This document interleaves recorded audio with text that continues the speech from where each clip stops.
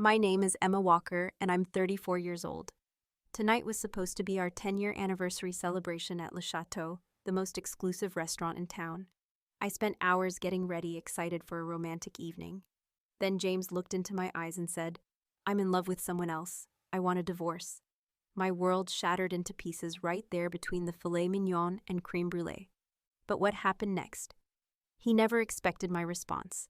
If you're watching this right now, I'd love to know where you're tuning in from. Take a second to hit that like and subscribe button. This story might just help someone going through what I did. I met James during my sophomore year of college. He was the handsome business major who sat across from me in Economics 101. I still remember the first time we locked eyes. He had this confident smile that made my heart skip a beat. We dated for 2 years before he proposed on a snowy December evening in Central Park. It was perfect. The twinkling lights, the horse-drawn carriage, the way the snowflakes caught in his dark hair. I said yes without hesitation. After graduation, we moved to Boston for James's first job at a prestigious financial firm.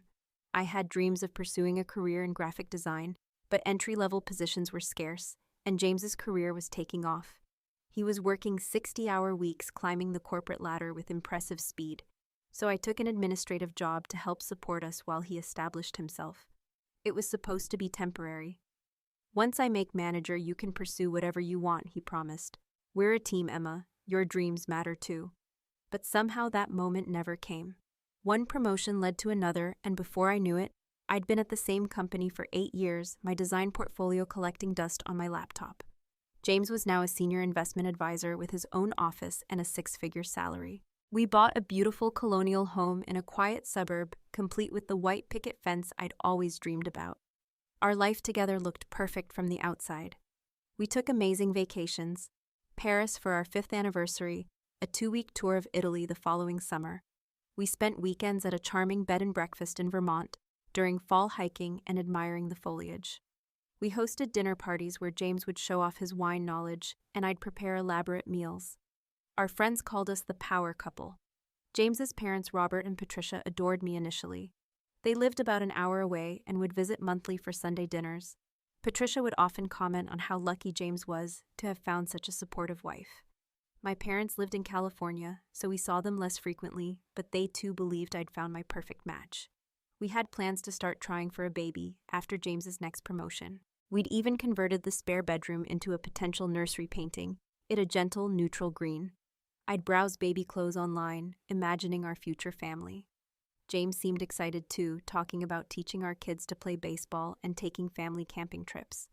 Looking back now, I should have noticed the changes that started about 8 months before our anniversary. James began coming home later, often smelling of perfume he claimed belonged to his client. His phone became a fortress, password protected, always facing down. He started taking calls in another room, his voice dropping to a whisper. Weekend golf games stretched from 4 hours to all-day affairs. When I asked questions, he'd kiss my forehead and say, "Just client meetings running late, babe. The company's expanding and I'm handling the big accounts now." I believed him because I wanted to. Because after 10 years, trust was the foundation of our marriage. 3 months before our anniversary, James suggested we plan something special. 10 years is a milestone, Emma. Let's celebrate in style. I was thrilled. It felt like a reconnection, a chance to rekindle the romance that had been fading. I booked a table at Le Chateau, the restaurant where we'd celebrated our first wedding anniversary. It required a 3-month reservation and cost more than my weekly salary. But this was special. I bought a new dress, midnight blue with a sweetheart neckline that accentuated my figure perfectly. I even scheduled appointments for a haircut, manicure, and facial the day before. For James's gift, I spent weeks creating a hand-bound photo album chronicling our decade together. Each page featured photos, ticket stubs, and little notes describing our most precious memories. The final page had a blank space with the caption, "Here's to the next chapter." It was sentimental and personal, exactly the kind of gift James always claimed to appreciate. The week before our anniversary, James seemed distracted, constantly checking his phone and working late. I convinced myself he was just wrapping up projects so we could fully enjoy our special day. How wrong I was. The day of our anniversary started with such hope. I woke up early, feeling a flutter of excitement in my stomach. James had already left for work, an early meeting, he'd said, but he'd left a card on my nightstand. Looking forward to tonight, it read. Simple, not particularly romantic, but I didn't overthink it. I spent the day pampering myself. A long bubble bath, carefully applying my makeup, styling my hair in loose waves the way James always liked. I slipped into my new dress, fastened the sapphire necklace James had given me for our 5th anniversary, and spritzed my wrists with his favorite perfume. By 6:30, I was ready and waiting in our living room. James was supposed to be home by 6 to change before our 7:30 reservation. 6:15 came and went. Then 6:30. At 6:45, I called him. "Hey, running a bit late," he answered, sounding rushed. "Meet me at the restaurant. I'll come straight from the office." Disappointment settled in my chest, but I pushed it aside. "Sure, no problem. See you there." The taxi dropped me off at Le Chateau at 7:25. The restaurant was housed in a converted historic mansion with soaring ceilings, crystal chandeliers, and tables spaced far enough apart to ensure privacy. The maitre d' escorted me to our table, a secluded corner spot with a view of the garden. "Would Madame like to order a drink while waiting?" he asked. "I'll wait for my husband, thank you." I smiled, smoothing my dress nervously. 7:30 passed, then 7:45. I sipped water, checking my phone periodically, feeling increasingly self-conscious, sitting alone at a table set for 2. Couples around me were engaged in intimate conversations, clinking glasses, feeding each other bites of exquisite food. My stomach knotted with anxiety. At 8, James finally appeared, still in his work suit, looking harried. He didn't kiss me, just slid into his seat with a quick, "Sorry, I'm late." "It's okay," I said, though it wasn't. "Everything all right at work?" "Yeah, just a complicated client situation." He barely met my eyes as he signaled for the waiter. James ordered an expensive bottle of champagne, which seemed promising, but as soon as the waiter left, he pulled out his phone and began scrolling through emails. "Maybe we could put the phones away tonight," I suggested gently. "It is our anniversary." He looked up, seeming almost surprised, then nodded. "You're right, sorry." He tucked his phone away, but his fingers tapped restlessly on the table. Throughout the appetizers and main course, I tried to revive our usual flow of conversation. I asked about his work, suggested plans for a summer getaway, reminisced about our honeymoon. James responded with short answers, his attention clearly elsewhere. He checked his watch repeatedly and kept glancing toward the door. "James, is something wrong?" I finally asked, putting down my fork. "You seem distracted." He took a long sip of champagne, then straightened his shoulders. "We should talk, Emma." Something in his tone made my heart sink. "About what?" The waiter chose that moment to clear our plates. "Would you care for dessert?" "Yes," James answered before I could speak. 2 crème brûlées. When the waiter departed, James reached for his water, his hand visibly shaking. "Emma, I don't know how to say this." "Just say it," I whispered already, knowing this wasn't about work stress or a difficult client. He took a deep breath. "I've met someone else. Her name is Jennifer. She's a financial analyst who joined the firm 6 months ago." The restaurant seemed to blur around me. The clink of glasses, the murmur of conversations, the gentle classical music, all faded into a distant hum. "We've been seeing each other for 6 months now," James continued, words tumbling out faster. "It wasn't planned, Emma. It just happened. We connected in a way that I haven't felt in a long time." 6 months. I repeated, my voice sounding strange to my own ears. Half a year of lying to my face. "I didn't want to hurt you," he said, as if that explained everything. "But I can't keep living a lie. I'm in love with her, Emma. I want a divorce." The desserts arrived, 2 perfect crème brûlées with raspberries arranged artfully on the side. The sugar crusts gleamed under the candlelight, oblivious to the devastation unfolding at our table. "Is she younger?" I asked, surprised by how calm I sounded when my insides were shattering. James blinked, clearly thrown by my question. "She's 28, 6 years younger than me." I nodded slowly. "Look, I've given this a lot of thought." He continued, gaining confidence as I remained silent. "The house is too big for you alone. We can sell it and split the proceeds. I'll be fair with the finances." My mind raced through a kaleidoscope of memories. Moving into our first apartment, dancing in the kitchen on lazy Sunday mornings, nursing him through the flu last winter. The plans we'd made for our future family. 10 years of my life given to a man who could discard it all over dinner. Around us, other couples continued their evening in blissful ignorance. A man at the next table proposed to his girlfriend, who squealed with delight as she slipped on the diamond ring. The bitter irony wasn't lost on me. James checked his watch again. Emma, say something.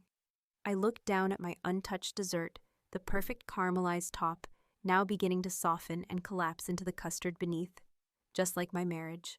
The room seemed to tilt as I stared at the man I'd loved for more than a decade. My fingers gripped the edge of the tablecloth, anchoring me to reality as my world spun out of control. How long have you been planning this? I asked, my voice steadier than I felt. James shifted uncomfortably. What do you mean, this ambush? Telling me on our anniversary in a public place. Was that strategic? Did you think I wouldn't make a scene here? His eyes widened slightly. He hadn't expected questions. He'd expected tears, pleading, maybe anger, but not this eerie composure. It wasn't planned like that, he said. The timing just worked out this way. Like your affair just happened. I took a sip of water, buying time as my thoughts raced. Tell me about Jennifer. Emma, I don't think that's necessary. I disagree. You've been living a double life for 6 months. I think I deserve some context. James sighed, glancing around nervously. She's brilliant, Harvard MBA. She specializes in emerging markets. We worked on the Singapore project together. The Singapore project, when you told me you had to work late every night for 3 weeks. He had the decency to look away. Yes. And the weekend conference in New York. We were together, he admitted. Using our joint account to fund your romantic getaway, I said, pieces clicking into place. Interesting, James leaned forward. Look, I know you're upset. What's your plan, James? You want a divorce. Then what? Move in with Jennifer. Have you already started looking for places together? His slight flinch told me everything. You have, haven't you? I laughed softly, but there was no humor in it. How convenient that you've arranged everything before bothering to inform your wife. Emma, please. Have you discussed how you'll divide our assets? The retirement accounts I helped you build while putting my career on hold. The furniture I carefully selected for our home, the future I invested in. James looked increasingly uncomfortable. This wasn't going according to his script. We can discuss all that with lawyers. Ah, you've spoken to a lawyer already. I deduced from his phrasing. Another flinch confirmed it. I sat back, studying the stranger across from me. This calculated man wasn't the James I thought I knew, or perhaps I'd never really known him at all. One more question, I said, reaching for my purse. Does Jennifer know you're still sleeping with me? That just last week you told me you loved me. His face paled. That's not fair. None of this is fair, James. I pulled out my credit card and signaled the waiter. Check, please. Separate bills. Emma, I'm paying for dinner. No, I said firmly. You don't get to buy my dignity along with my dinner. The waiter approached, clearly sensing the tension. Is everything all right? Just the check, please. Split, I repeated. James looked mortified as the waiter nodded and stepped away. You're making a scene. No, James, I'm making a choice. I placed my napkin on the table. I'm choosing not to be the devastated wife you can pity while you walk away with your young girlfriend. I'm choosing not to fight for someone who clearly doesn't value what we built together. The waiter returned with 2 bills. I quickly paid mine and stood up. What are you doing? James asked, alarmed. Leaving, with my self-respect intact. I gathered my purse and wrap. I won't contest the divorce, James, but I won't be discarded like an outdated investment either. He stared up at me, his script completely derailed. Where are you going? That's no longer your concern. I straightened my shoulders. Goodbye, James. As I walked through the restaurant head high, despite the tears threatening to spill, I felt something unexpected. A flicker of power. For the first time in years, I was making a decision solely for myself. Outside, I hailed a taxi, hands shaking as the adrenaline began to ebb. Where to? The driver asked. I couldn't go home, not to the house filled with memories and James's belongings. Not tonight. Newbury Street, please. I directed, pulling out my phone to call Sophia, my closest friend since college. She'd been skeptical of James for years, sensing something I'd been blind to. As the taxi pulled away, I glimpsed James through the restaurant window, still sitting at our table looking lost. His perfect plan had fallen apart because he'd underestimated me. He thought he knew exactly how I'd react, but he didn't know me at all anymore. In that moment, through the pain and betrayal, I felt the first stirring of something unexpected. Not closure, not yet, but a fierce determination. This would not destroy me. Somehow, I would find my way through. The taxi ride to Sophia's apartment was a blur. My mind replayed James's confession like a broken record, while my phone buzzed repeatedly with his incoming calls and messages. I silenced it, unable to face more of his explanations or justifications. Sophia opened her door, took one look at my face, and pulled me into a fierce hug. "He told me over anniversary dinner," I whispered into her shoulder. 10 years, Soph. 10 years, and he throws it away like it meant nothing.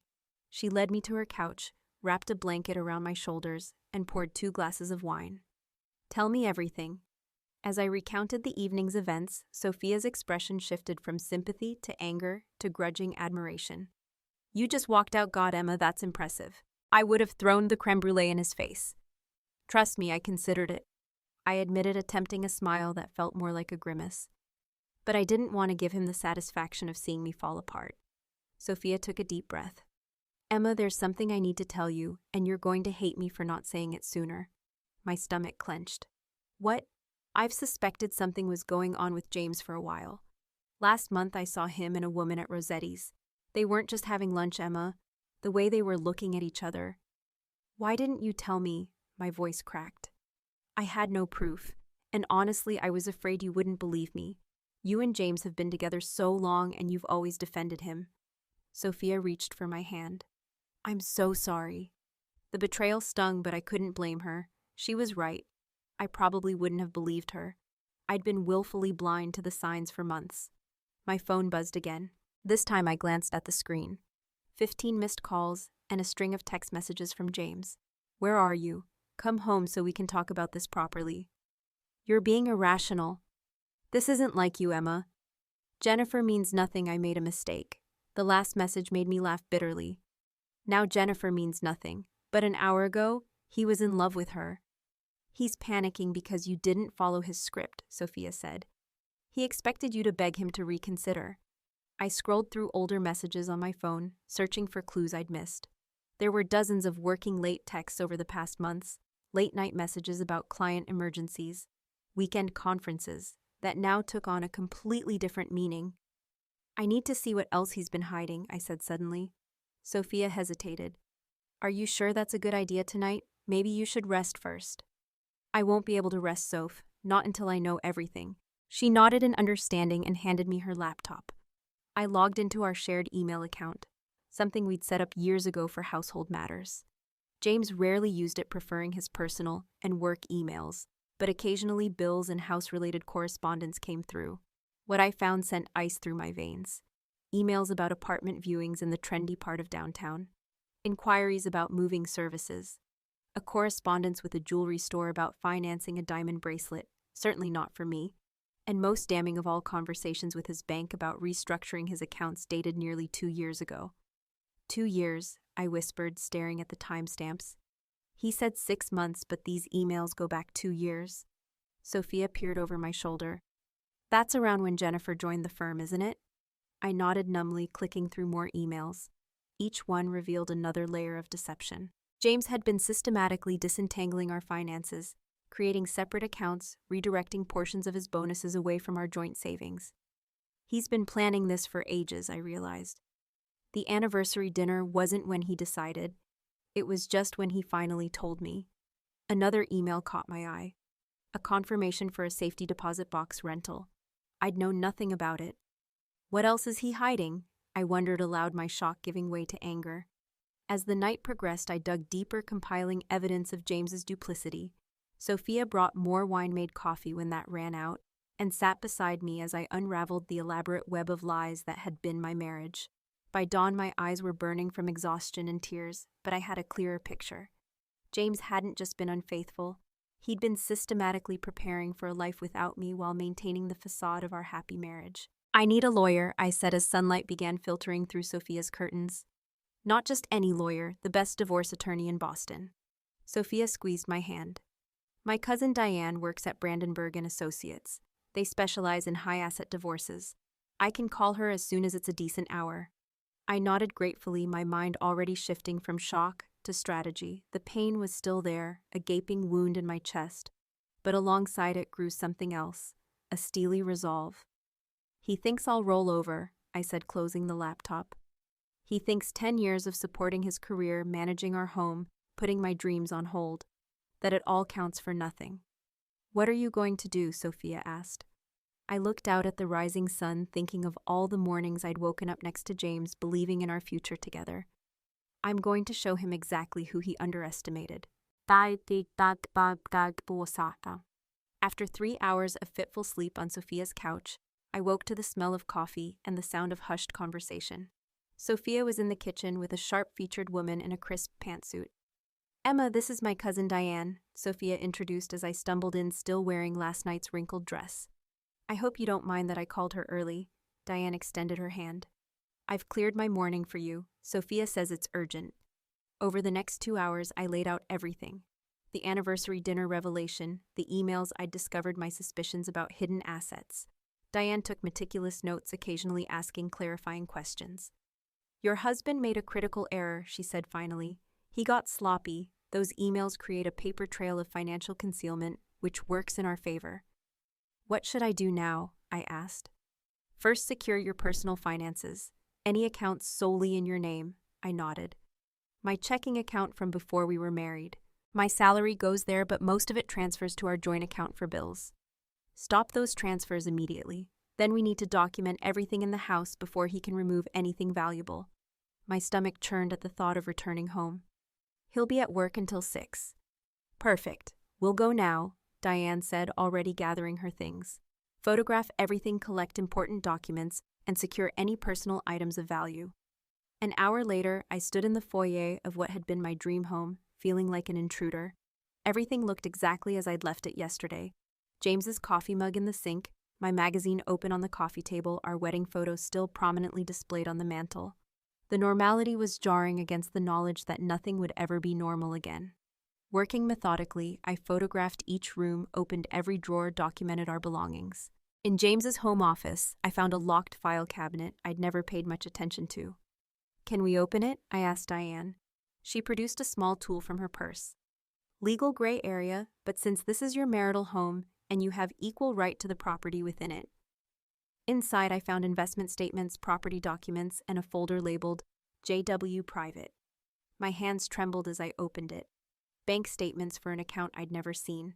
Credit card bills for a card I didn't know existed, showing charges at high-end restaurants, hotels, jewelry stores, all dated during times James had claimed to be working or on business trips. This goes back 18 months, I said, flipping through the pages. The charges are all over the country: Chicago, Miami, New York. Document everything, Diane instructed, taking photos with her phone. This demonstrates a pattern of financial deception. As we continued our inventory, my phone rang. My bank. I'd called them earlier to secure my accounts. Mrs. Walker, we've noticed some unusual activity, the manager said. Your husband is attempting to transfer funds from your joint savings account, a substantial amount. My heart raced. Can you block it? Since you've placed a temporary freeze, yes, but he's quite insistent. Maintain the freeze, I said firmly. I'll come in personally this afternoon to discuss options. No sooner had I hung up than my phone lit up with James's name. You need to talk to him eventually, Diane advised, but keep it brief and record the conversation. I took a deep breath and answered. Hello, James. What the hell do you think you're doing? He demanded, fury evident in his voice. Why is our account frozen? I think you know why. This is ridiculous, Emma. You can't just freeze our money because you're upset about last night. I'm not just upset, James. I'm protecting myself. He laughed incredulously. Protecting yourself from what I told you I'd be fair with the divorce settlement. Like you've been fair about hiding accounts, or the safety deposit box, or the credit card you've been using to wine and dine Jennifer across the country. A long silence followed. When he spoke again, his voice had lost its edge. You've been going through my things. Our things, James, in our house paid for with our money. I kept my voice level despite the anger bubbling inside. The money I helped you earn by supporting your career for a decade. Emma, listen. No, you listen. I know about the apartment viewings. I know you've been planning this for months, probably longer. I know about the money you've been diverting from our savings. Another silence. We need to talk about this in person. We will, with our lawyers present. Lawyers? His voice rose. You already have a lawyer, Jesus, Emma. It's been less than 24 hours. I learned from the best, I replied coolly. You've been preparing for months. I'm just catching up. I could almost hear him calculating, reassessing. Come home tonight. We can work this out between us. No need to get lawyers involved yet. I'm not coming home tonight, James. In fact, I think you should be the one to leave. Leave? It's my house, too. Actually, we're both on the deed, but given the circumstances and your apparent eagerness to start a new life with Jennifer, I think it makes sense for you to move out. I'm not going anywhere, he said flatly. Then I'll see you at 6 with the locksmith. You can't change the locks. That's illegal. I'm not changing them. I'm adding my own key code to the smart lock system that you installed last year. For my protection. Protection from what? I would never hurt you. The irony of his statement nearly made me laugh. You already have, James, more than you know. I ended the call before he could respond. My hands shaking, but my resolve stronger than ever. Diane nodded approvingly. Well handled. Now let's finish documenting and get to the bank. We have a lot to do before he gets home. By late afternoon, I had secured my financial position as best I could. My personal account was protected. I'd removed my irreplaceable items from the house, and I'd spoken with our bank manager about the joint accounts. James wouldn't be able to drain our resources without my knowledge. At 5:30, Diane and I returned to the house. She insisted on staying until James arrived, concerned about his reaction. Men like your husband don't handle loss of control well, she explained. Having a witness might keep him in check. She was right. When James stormed in at 6:15, his face contorted with rage. He pulled up short at the sight of Diane sitting calmly in our living room. Who the hell is this? He demanded.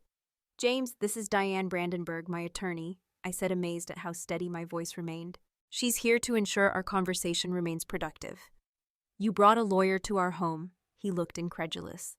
I thought it prudent given the circumstances. James paced the room, running his hands through his hair. This is insane, Emma. We don't need lawyers yet. We can work this out. Like you've been working out your escape plan for the past 2 years? I asked quietly. He stopped pacing. What are you talking about? The separate accounts, the hidden credit card, the safety deposit box, the apartment viewings. I held his gaze. The affair that apparently started long before the 6 months you admitted to. James's face paled. You've been spying on me. No, James. I've been discovering the truth. There's a difference. He sat heavily on the sofa, all bravado suddenly drained. What do you want? I want you to leave, I said simply. Pack what you need for a few weeks. The rest can be arranged through our attorneys. Leave, this is my house. Our house, I corrected. Paid for with our joint funds, including my income. Your income? He laughed harshly. Your administrative job barely covers the gardener. The contempt in his voice sliced through me, but I refused to show it. My income that went into our joint account while you diverted yours elsewhere. The income I earned while supporting your career instead of pursuing my own. That income. James looked to Diane, perhaps hoping for an ally, but her expression remained impassive. This is ridiculous. I'm not leaving my own home. Then I'll file for an emergency hearing tomorrow, Diane interjected smoothly. With the evidence of financial deception and infidelity, we have grounds to request exclusive use of the marital home for my client during proceedings. Evidence, James paled further. Quite substantial evidence, Diane confirmed, which we're prepared to present to the court. James stared at me, truly seeing me perhaps for the first time in years, not as the compliant wife he could manipulate, but as an adversary he'd severely underestimated. You have until tomorrow evening, I said quietly. I'll be staying elsewhere tonight. When I return, I expect you to be gone. And if I refuse, then things will become significantly more complicated in public than they need to be. I met his gaze steadily. Your choice, James. As we left, James remained on the sofa, looking shell-shocked. In the car, my composure finally cracked, and I buried my face in my hands, shoulders shaking with silent sobs. Diane patted my shoulder awkwardly. You did well in there, remarkably well. I don't feel well, I admitted, wiping my eyes. I feel like I'm dying inside. That's normal, she assured me. But the pain won't last forever. The strength you showed today, that will. I wanted desperately to believe her. The next few weeks unfolded in a chaotic blur of legal meetings, paperwork, and emotional upheaval. True to his nature, James didn't go quietly. When I returned to the house the next evening, he was still there, surrounded by boxes, his expression a mixture of anger and disbelief. I can't believe you're doing this to me, he said as I walked in, after everything we've been through together. I'm not doing anything to you, James. I'm responding to what you've done to us." He gestured wildly at the boxes. "Happy now you're throwing me out of my own house." "Our house," I corrected, maintaining the calm demeanor that seemed to infuriate him most. "And yes, I am happier knowing you won't be sleeping here while seeing her." "This isn't like you, Emma. You're not vindictive. Wanting basic respect isn't vindictive. Now please finish packing. I've had a long day." As James moved his essentials out, news of our separation spread quickly through our social circle. His parents called me repeatedly, leaving increasingly hostile messages. "We always knew you weren't good enough for him," Patricia's final voicemail declared. "James works so hard, and what do you contribute? You couldn't even give him children." That particular barb stung deeply. We'd delayed starting a family because of James's career priorities, not my reluctance. But now Patricia was rewriting history, casting me as the villain. Our friends chose sides with predictable swiftness. Couples we'd vacationed with, whose children I'd bought birthday gifts for, suddenly became unavailable when I called. Others expressed shocked disbelief at James's behavior, having always seen him as the perfect husband. "I never trusted him," my friend Rachel admitted over coffee. "He was too smooth, too perfect, like he was playing a role." The most unexpected confrontation came 3 weeks after James moved out. I was pushing a cart through Whole Foods, mechanically selecting food I had little appetite for, when a woman stepped directly into my path. "You must be Emma," she said. I knew immediately who she was. Jennifer was exactly as I'd imagined. Younger, sleek, expensively dressed, with the confident posture of someone accustomed to getting what she wanted.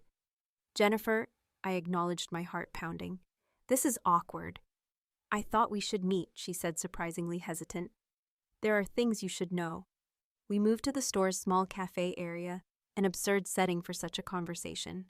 Jennifer twisted her designer watch nervously. "James told me he was separated when we met," she began. "He said you'd grown apart years ago and were staying together for appearances."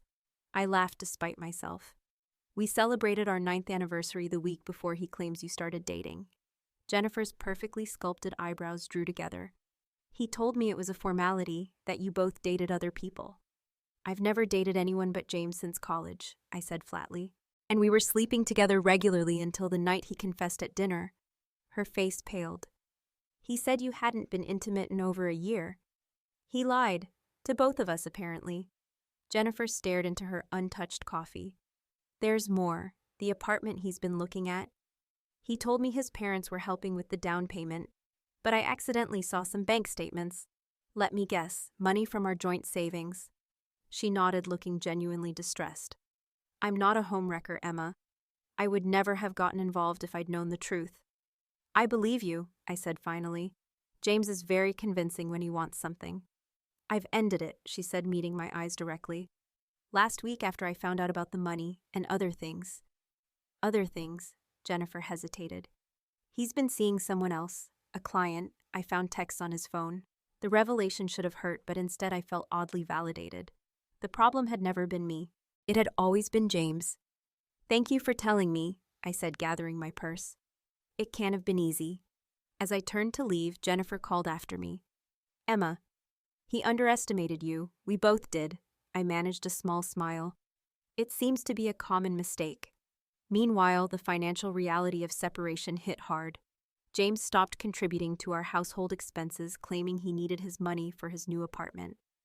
My salary covered the mortgage, but left little for other necessities. I began selling jewelry I rarely wore.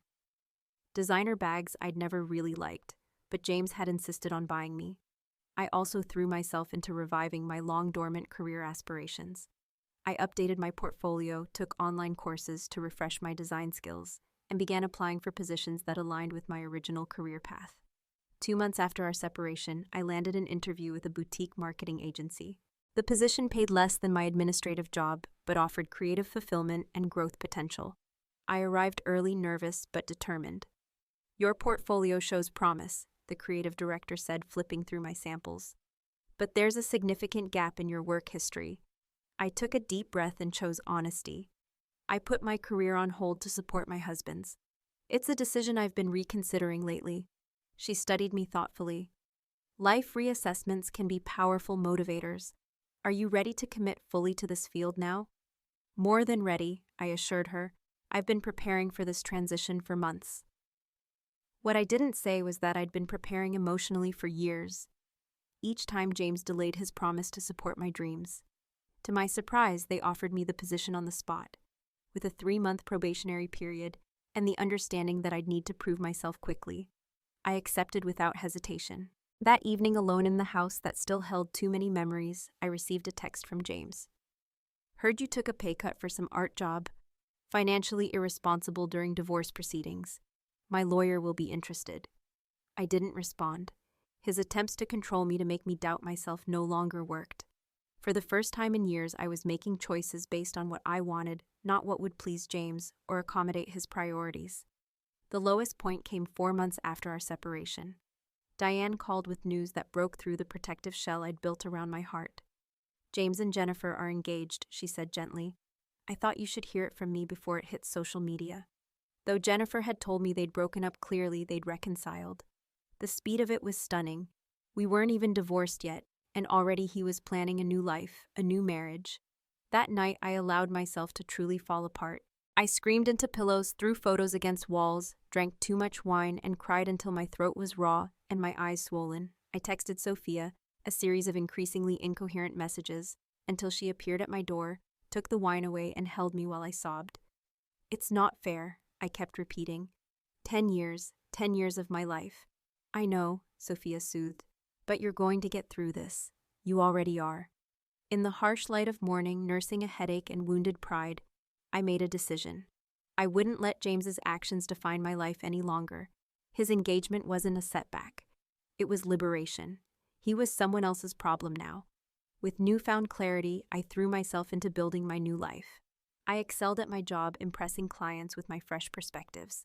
I joined a support group for divorced women, finding solace in shared experiences. I started yoga classes, reconnected with old friends James had subtly discouraged, and slowly began rediscovering who Emma Walker was without James defining her. 6 months after that devastating anniversary dinner, I faced James in court for our divorce proceedings. He arrived with an aggressive attorney and a new narrative, that I was emotionally unstable, financially irresponsible, and attempting to punish him unfairly. I sat quietly beside Diane as James's lawyer painted me as a vengeful wife, trying to extort an innocent man who had simply fallen out of love. When my turn came, Diane presented our evidence methodically.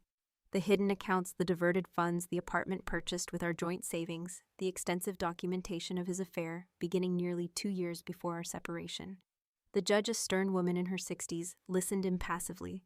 When both sides had presented their cases, she removed her glasses and looked directly at James. Mr. Walker, this court takes a dim view of financial deception during marriage. The evidence suggests a systematic effort to shield assets and mislead your spouse. This will be reflected in the final settlement. James's confident expression faltered. His attorney whispered urgently in his ear.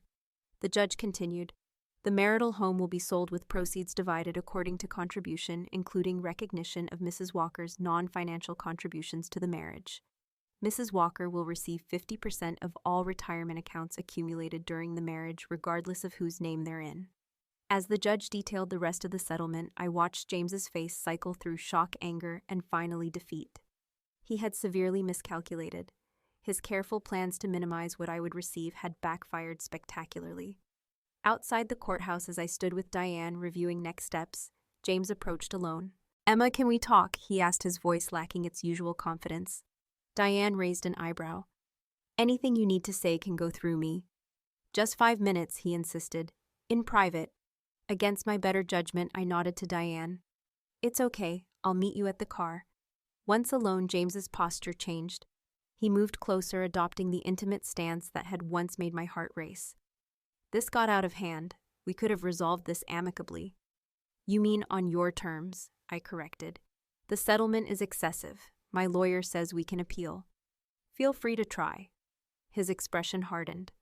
You know, Jennifer and I postponed the engagement. She's having doubts after all this ugliness. That's between you and Jennifer. It could still be you and me, Emma. He said, his voice dropping to the persuasive tone he'd used countless times before. We had 10 good years. People make mistakes. I studied his face. Still handsome, still familiar, but no longer able to move me. No, James, we're done. You'll regret this, he warned, mask slipping. You're not going to find anyone else at your age starting over with a beginner's job. I smiled, genuinely amused by his transparent attempt to undermine me. I'd rather be alone than with someone who could look me in the eye and lie for years. I turned to leave, then paused. By the way, I know about Melissa too. His face blanched. Who? The client Jennifer found messages from. You really should be more careful with your phone. As I walked away, I felt the final threads that had bound me to James severing completely. For the first time since that anniversary dinner, I felt truly free. 1 year after my world imploded over creme brulee, I stood in the sunshine on the deck of my new home, a modest but charming cottage near the coast, purchased with my portion of the proceeds from selling our marital home. The ocean breeze carried away the last lingering ghosts of my past. My career at the marketing agency had flourished beyond expectation. My probationary period had ended with a promotion to senior designer, and my work had won 2 industry awards. The creative fulfillment I denied myself for years now energized every aspect of my life. I'd established new routines, made new friends, and slowly rebuilt my sense of self. Weekly dinners with Sophia and Rachel, Sunday morning yoga followed by farmers market visits, evening walks along the beach, small pleasures that gradually accumulated into a life I recognized as authentically mine. The divorce had been finalized 6 months earlier. James had indeed appealed the settlement, but eventually conceded when his own financial deceptions made his position untenable. We hadn't spoken since that day outside the courthouse. Through mutual friends, I heard that Jennifer had ultimately broken off their engagement after discovering yet another affair. James had apparently moved to Chicago for a fresh start, or perhaps to escape the reputation he'd earned in Boston's financial circles. I dated casually, dipping my toes into the unfamiliar waters of modern dating apps, with Sophia's enthusiastic guidance. There had been a few pleasant evenings, one disastrous lunch, and one promising connection with a literature professor named Michael that had evolved into a comfortable friendship with hints of something more. Unlike James, Michael listened when I spoke. He asked questions about my design work and remembered the answers. He had his own fulfilling life and didn't expect me to orbit around his needs. After James, these simple courtesies felt revolutionary. Take all the time you need, Michael had said when I explained my hesitation to define our relationship. Some journeys can't be rushed. It was that respect for my process that made me increasingly certain he might be worth the risk. On this particular Saturday afternoon, as I arranged chairs for a small housewarming gathering, a car pulled into my driveway hours before guests were expected. I recognized it immediately, James's sleek black BMW. My stomach tightened as he emerged, looking somehow both familiar and foreign. He'd lost weight, and his once impeccable appearance seemed slightly frayed around the edges. "Emma," he called, approaching the deck. "You look well." "What are you doing here, James?" I asked, my voice steady despite my surprise. "I heard you bought a place. Thought I'd see it." He glanced around, his expression difficult to read. "It's smaller than what you're used to." "It's exactly what I want," I replied. "How did you find me?" He shrugged. "Patricia still talks to Rachel's mother. Word gets around." I waited, knowing James never made social calls without purpose. "I'm moving back to Boston," he said finally. "The Chicago position didn't work out." "I'm sorry to hear that," I said, though I wasn't. "I've been doing some thinking about us, about what happened." He moved closer, his voice softening to the intimate tone that once would have weakened my resolve. "I made mistakes, Emma. Terrible mistakes." "Yes, you did. But we had something special once. 10 years isn't nothing." I studied him, recognizing the calculated vulnerability in his expression. The old James playing a familiar role. "Why are you really here, James?" His facade cracked slightly. "Things haven't been easy, the financial fallout from the divorce, then losing the Chicago position." "You want money," I realized, almost laughing at the predictability. "Not money," he corrected quickly. "Just maybe a recommendation. Your agency is doing well, and my financial experience could be valuable to them." The audacity was breathtaking. After everything, he expected me to help him professionally. "No," I said simply. "Emma, be reasonable. We were married for 10 years. That should count for something." "It counted for something, James. It counted for exactly what the court determined it was worth." I gestured toward his car. "I think you should leave now. I have guests coming." His expression hardened. "Still bitter, I see." "Not bitter, just clear about boundaries." He glanced past me toward the house. "Nice place for one person. A bit lonely, though, isn't it?" Before I could respond, another car pulled into the driveway. Michael stepped out carrying a bakery box and a bouquet of wildflowers. He hesitated when he saw James, then continued toward us. "I'm early," he called. "Thought you might need help setting up." James assessed Michael with a quick, dismissive glance. "New boyfriend, friend," I corrected, though it wasn't entirely accurate anymore. Michael joined us on the deck, his quiet presence a stark contrast to James's calculated intensity. "Michael Davis." He introduced himself, extending his hand. James shook it briefly. "James Walker, Emma's husband." "Ex-husband," I clarified. An awkward silence followed until Michael smiled easily. "I brought that sourdough bread from the place you mentioned. And flowers, though your garden already puts them to shame." The simple thoughtfulness of the gesture highlighted everything James had never been. James's jaw tightened. "I should go. We can continue this conversation another time, Emma." "There's nothing more to discuss," I said firmly. "Goodbye, James." As his car disappeared down the driveway, Michael raised an eyebrow. "Ex-husband showing up unannounced. That's not in the friend manual." I laughed, tension dissolving. "He wanted a job recommendation, if you can believe it." "Ah, the rarely successful emotionally manipulate your ex for professional gain strategy," Michael joked. Bold move. We carried the bread and flowers inside, and as Michael helped me prepare for the gathering, I realized something profound. Seeing James had evoked no longing, no regret, only clarity about how far I'd come. Later that evening, surrounded by new friends and old raising glasses to new beginnings in my sun-dappled backyard, I caught Michael watching me from across the garden. When our eyes met, he smiled. Not the calculating smile James had perfected, but something genuine and undemanding. In that moment, I recognized that the greatest gift of my divorce wasn't the settlement or even my professional revival. It was the discovery of my own resilience, the knowledge that I could survive what I once thought would destroy me, that I could rebuild not just a life that functioned, but one that flourished. The woman who had sat frozen in shock at Le Chateau a year ago wouldn't recognize me now. She couldn't imagine the strength she possessed, the joy she would reclaim, the peace she would find. She couldn't see that sometimes the end of one story is simply the beginning of a better one. The path to healing wasn't linear. There were still days when grief ambushed me, when anger flared unexpectedly, when doubt whispered that perhaps I'd been at fault somehow. But those days grew fewer as time passed. I'd learned that betrayal doesn't define you. Your response to it does. That trust once broken can be rebuilt, not as the same fragile structure, but as something stronger with healthier boundaries and clearer vision. Most importantly, I'd learned that my value wasn't determined by someone else's inability to see it. That lesson alone was worth the pain of the journey. Have you ever faced a moment when your life suddenly took an unexpected turn? How did you find the strength to rebuild? Share your story in the comments below. If my journey resonated with you, please hit the like button and subscribe for more stories of resilience and growth. Remember, sometimes the most painful endings lead to the most beautiful beginnings. Thank you for listening, and may you find strength in your own challenges.